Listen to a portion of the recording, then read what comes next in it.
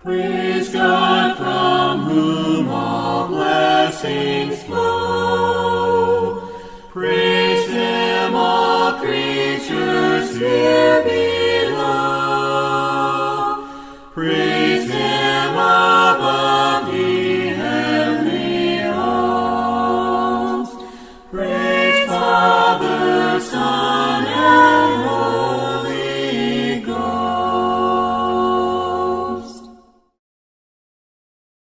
Good afternoon, everyone. I want to welcome you to the Franklin Church of Christ and our Sunday afternoon worship service.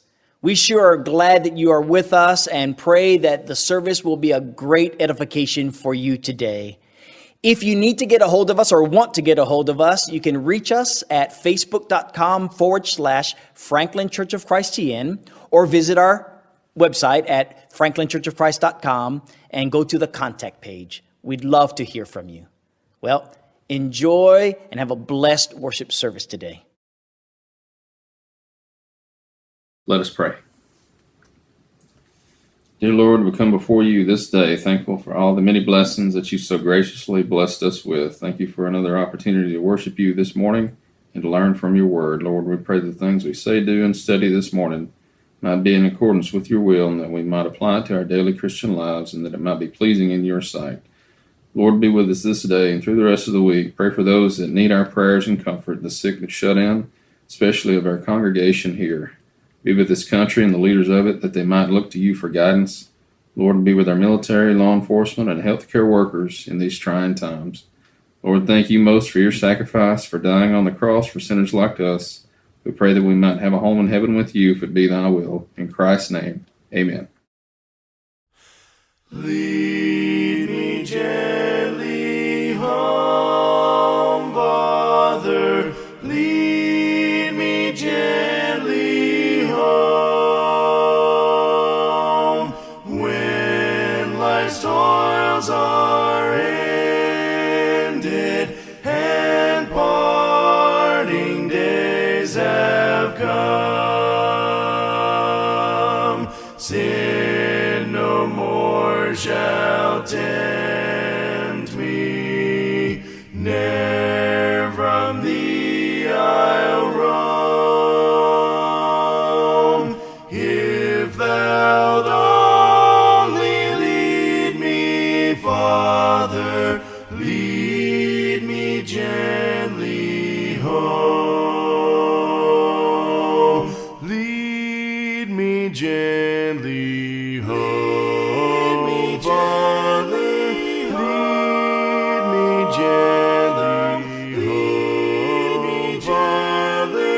Lest I fall upon the wayside, lead me gently home.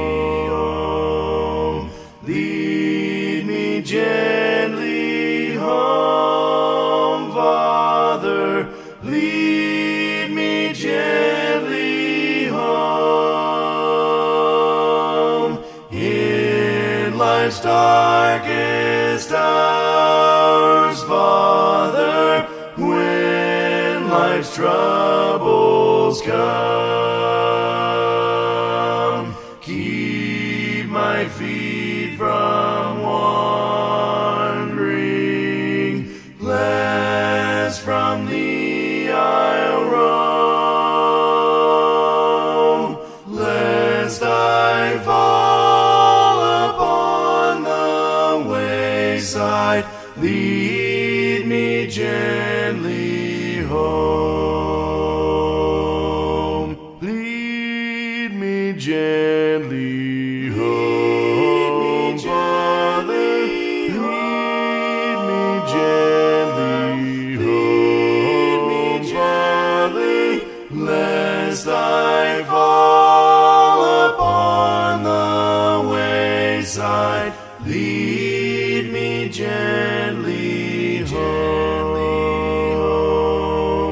Lead me gently home, Father. Lead me gently home, while I humbly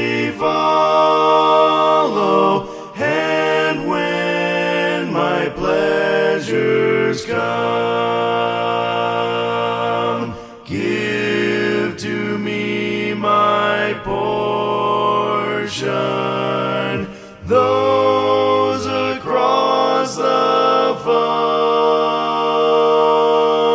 Such a glory never fadeth. Lead me gently home.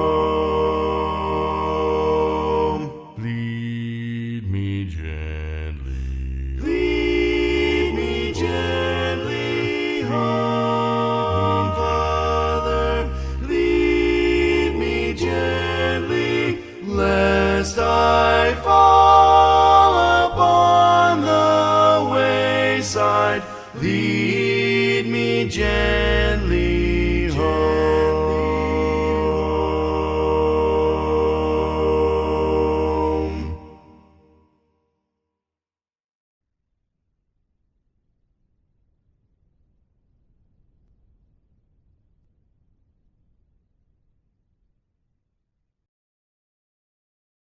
Good morning, and thank you for joining us.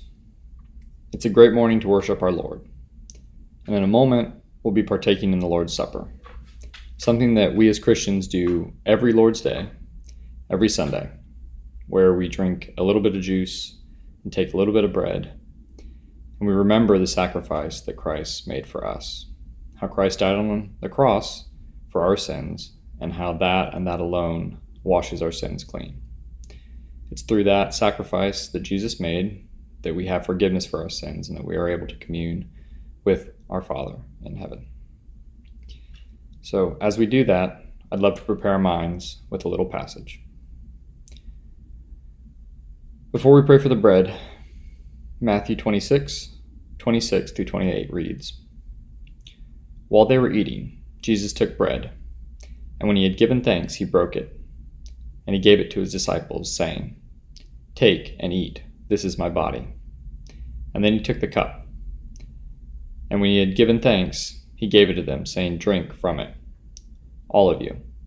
This is my blood of the covenant, which is poured out for many for the forgiveness of sins.' So let us give thanks on this Lord's Day for the sacrifice that Jesus made and for the power that his blood has. Bow with me. Lord, I thank you for this piece of bread that we're about to eat that represents Christ's body. And in partaking of it, we're recognizing that he came down from heaven as a man for our sins to sacrifice himself. I thank you for that sacrifice, and in your name I pray. Amen.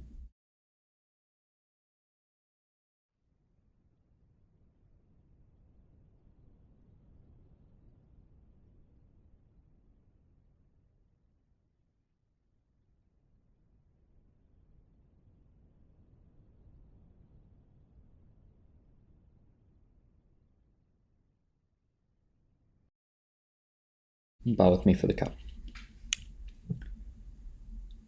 Lord, I thank you for the blood of Christ, Father, his blood that was spilled for our sins that we are not worthy of, Lord. I just thank you for its cleansing power, Father, as it washes our sins white as snow. And in your name I pray. Amen.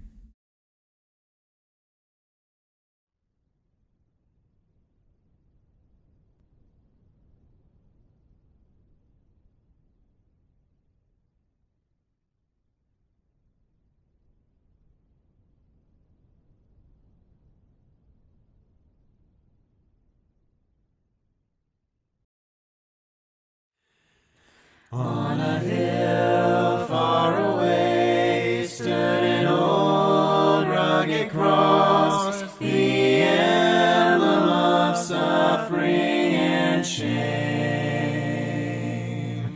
And I love that old cross where the dearest and best for a world of lost sinners was slain.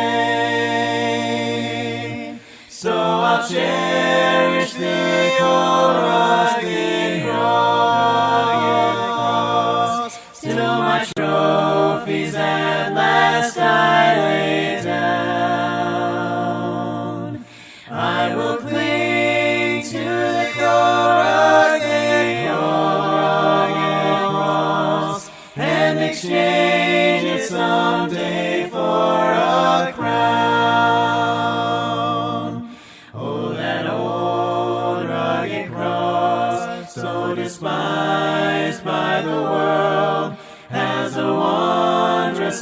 attraction for me.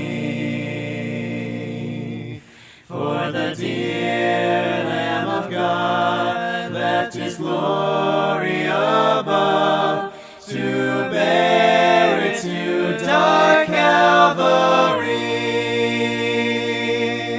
So I'll cherish the old rugged cross till my trophies at last I lay down. I will cling to the old rugged cross and exchange it someday for a crown. In that old rugged cross, stained with blood so divine, a wondrous beauty I see. For 'twas on that old cross Jesus suffered and died to pardon and sanctify me. So I'll cherish the old rugged cross till my trophies at last I lay down. I will cling to the old rugged cross and exchange it someday for a crown. To that old rugged cross I will ever be true, its shame and reproach gladly bear. Then he'll call me someday to my home far away, where his glory forever I'll share. So I'll cherish the old rugged cross till my trophies at last I lay down. I will cling to the old rugged cross and exchange it someday for a crown.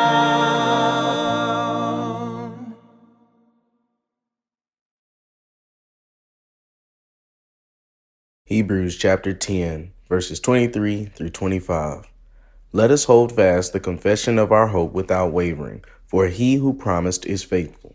And let us consider one another in order to stir up love and good works, not forsaking the assembling of ourselves together, as is the manner of some, but exhorting one another, and so much the more as you see the day approaching. Good afternoon, everyone. I want to let you know before we get started real quick that we are going to be moving in the next couple of weeks, or the very 1st of October, to a 1-hour format. And the things that we are preaching here in our church building will be presented in the future, maybe 1, possibly 2 weeks later on TV. And there's a number of reasons, but the bottom line is that we hope that it will be a better experience for you. And it will be from 2 o'clock on this channel going to 3 o'clock. So it'll be a 1 hour instead of a 30-minute worship service. And again, we pray that it would be a blessing to you. So let's get right to it, because I've got a lot to talk about in just a short time, right, for this 30-minute service. I want to tell you that I believe that with regard to our pandemic, there's been a lot of reflection that has taken place by so many Christians when it comes to gathering together as a church. You see, for the many, for over the years, you get used to what's going on, and it's easy to kind of like look at the negatives and dwell on the negatives, or see things as negatives rather than the blessings that they are. Well, within context. So let me give you or share with you some of the quote unquote negatives over the years by some Christians. One, babies are crying and they're interrupting my concentration to worship the Lord. Or there are children or adults who are talking during the prayer, during the singing, during the sermon. Well, you get the idea. And I can't concentrate. And don't they need to be spiritually minded and pay attention?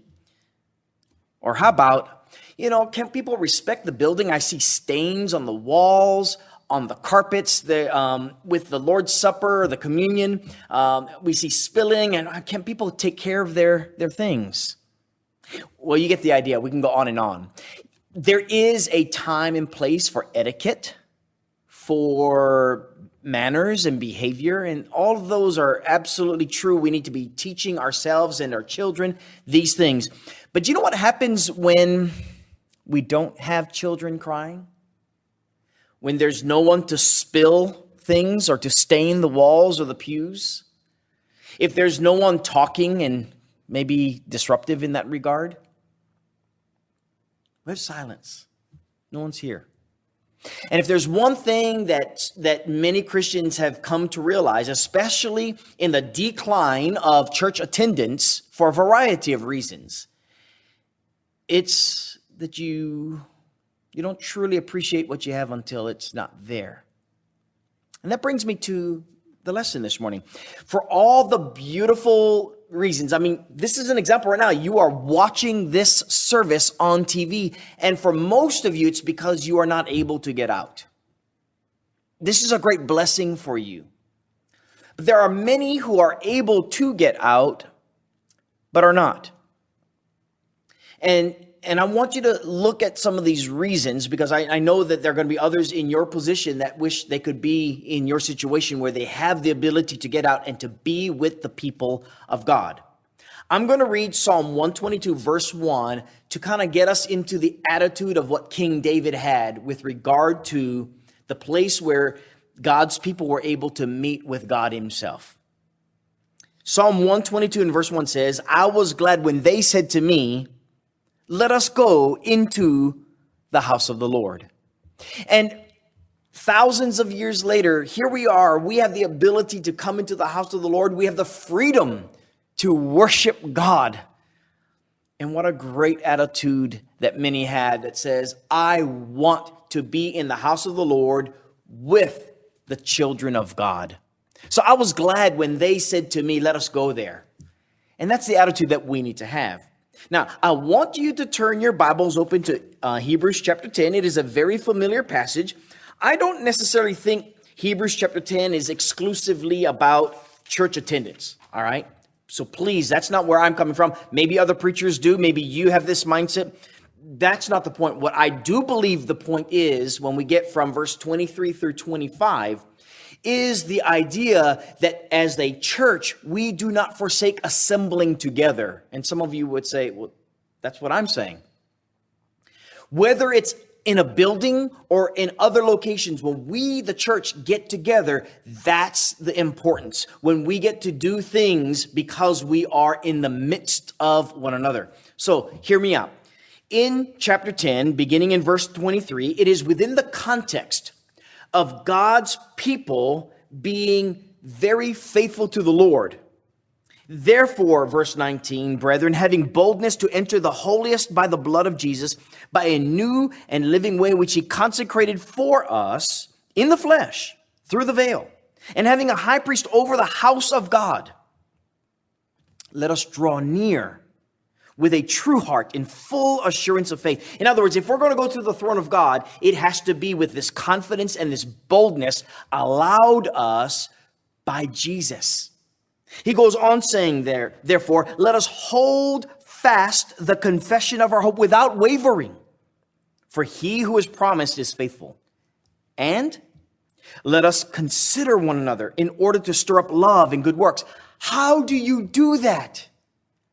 But by spending time dwelling and assembling together. And that is why he says, in contrast to verse 24, let us consider one another. Let us stir up one another through love and to love and good works. In contrast to abandoning that And that is why he says in verse 25, not forsaking or not abandoning the assembling of ourselves together, as is the manner of some. There are some that do not have the attitude of let us go to the house of the Lord where we can be with the people of God and be with our God together, but they abandon being with their brethren. That's the point, because when you're not with your brethren, you cannot stir up love and good works. In contrast, where you can. And that's exactly what we see in Acts chapter 2, right? I want you to go to Acts chapter 2 and notice what it says here in verse 43 following. Well, I'm backing up. Let me back up to verse 40. With many other words, he exhorted them and testified, saying, be saved from this perverse and adulterous generation.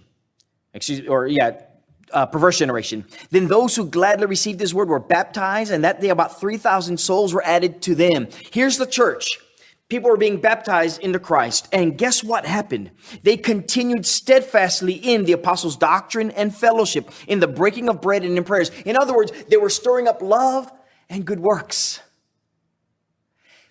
They were together, assembling together. The church was. 2,000 years later, we may be talking about the Lord's church in a church assembly, like a church service. And yes, it may not be much more beyond that, but that's the whole point. If this is all we have, my goodness, we should be longing to be with one another. And while we are together, stirring one another up with love and good works. And that's what we see exampled in Acts chapter 2.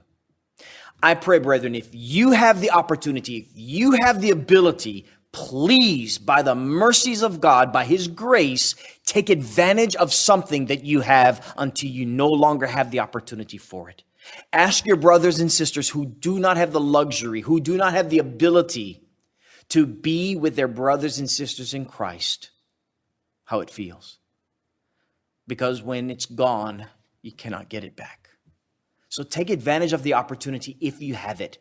Be with your brothers and sisters in Christ. Use the opportunity when you see each other face to face, to love one another, to stir each other, to stimulate one another to love and good works. That is my message for you today.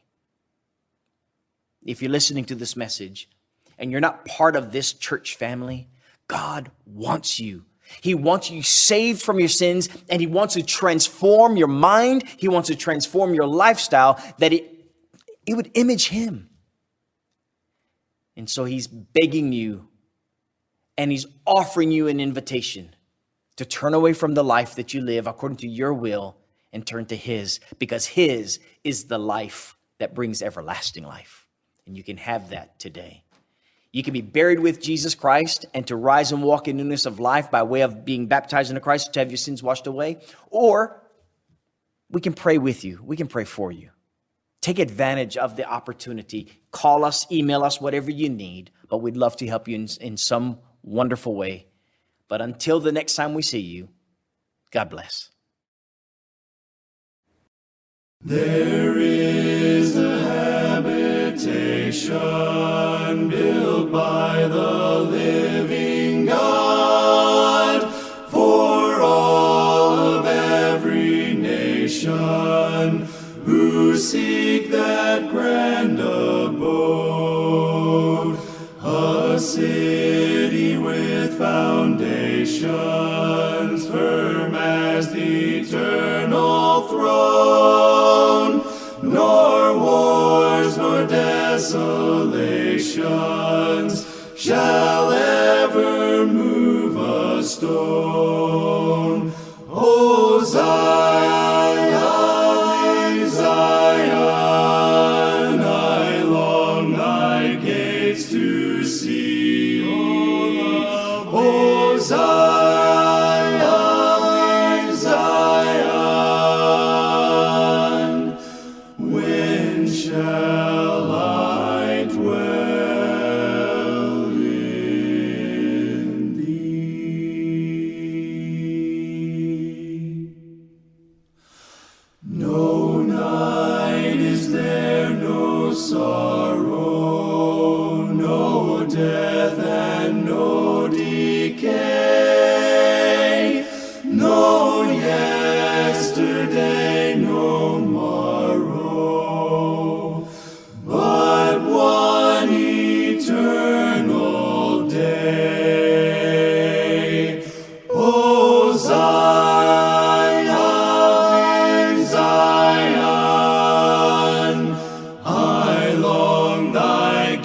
gates to see.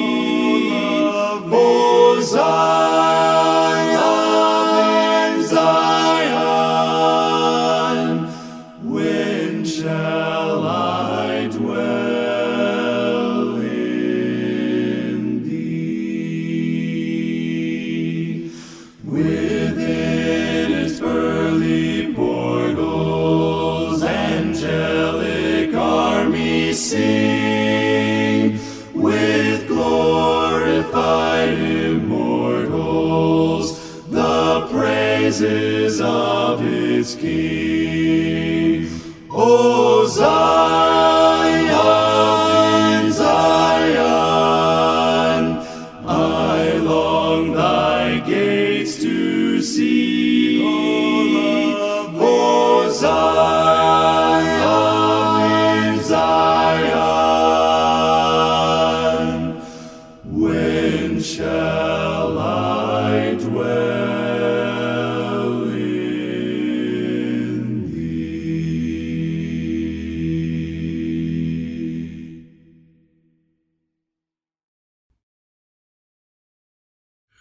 Which as much as bow with me, please.